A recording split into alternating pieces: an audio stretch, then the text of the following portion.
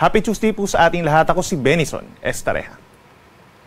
Patuloy pa rin po ang epekto ng mahinang habagat or southwest monsoon dito po sa may western sections ng northern and central Luzon. Simula po ngayong hapon hanggang bukas ng madaling araw, pinakamatataas ang tsansa ng mga pag-ulan dito po sa may Ilocos Norte and Ilocos Sur.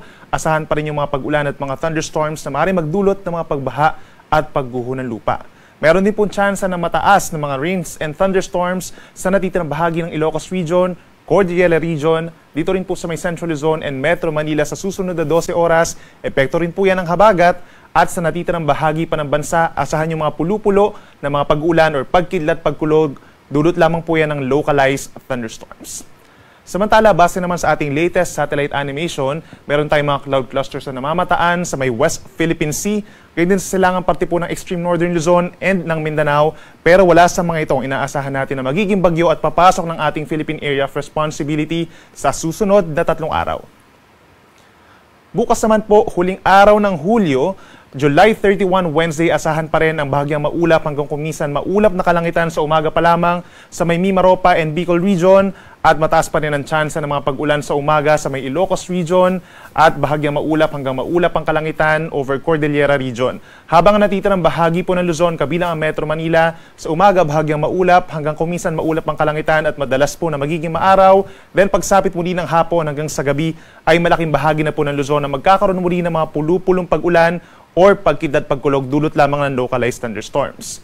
At dahil medyo nagpapakita ang aring araw natin pagsapit ng tanghali, medyo mainit po ang ating mga temperatura sa Metro Manila hanggang 33 degrees Celsius, gayon din sa malaking bahagi pa ng Central Luzon and Cagayan Valley. Habang dito naman sa may Baguio City, maglalaro ang temperatura mula 18 to 23 degrees Celsius.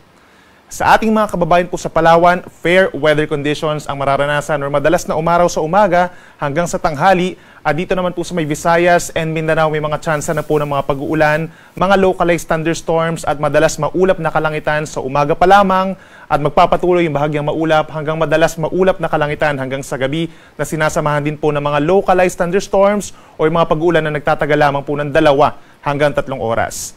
Temperature natin sa Metro Cebu hanggang 31 degrees Celsius at mananatiling mainit pa rin po dito sa may Metro Davao hanggang 33 degrees Celsius.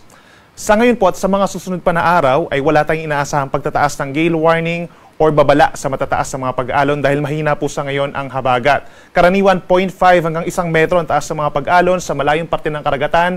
Pero kapag meron tayong mga thunderstorms, ay posible pa rin dito umakyat sa hanggang 2 metro, lalo na po sa may baybayin ng Ilocos Region, Zambales at extreme northern Luzon.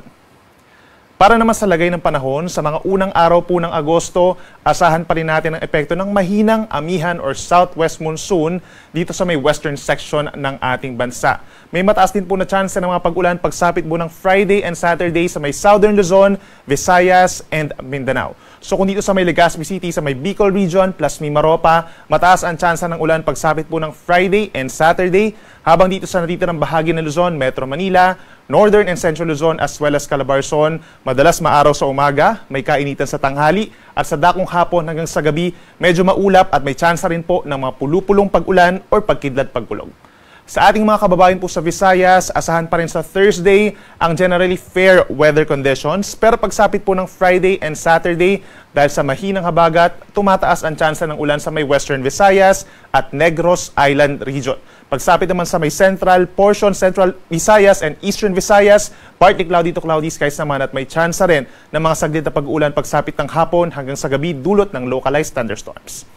At sa ating mga kababayan po sa Mindanao, pagsapit din ng Thursday, fair weather conditions, bahagyang maulap na kalangitan ng iiral na sasamahan ng saglit na ulan, lalo na sa hapon. Then pagsapit ng Friday and Saturday, may mas mataas na tsansa ng ulan sa may western portions, Bangsamoro Region, Zamboanga Peninsula, umaga pa lamang may tsansa na ng mga saglit na ulan, dulot ng habagat, at pagpapatuloy ang mga pag-ulan at pagkidlat pagkulog sa natitirang bahagi po ng Mindanao, pagsapit yan ng hapon at gabi. Temperature or sunset po natin is 6:26 ng gabi at ang sunrise bukas ay 5:39 ng umaga. Yan muna ang latest mula dito sa Weather Forecasting Center ng Pag-asa. Ako muli si Benison Estareja na nagsasabing sa anumang panahon, Pag-asa ang magandang solusyon.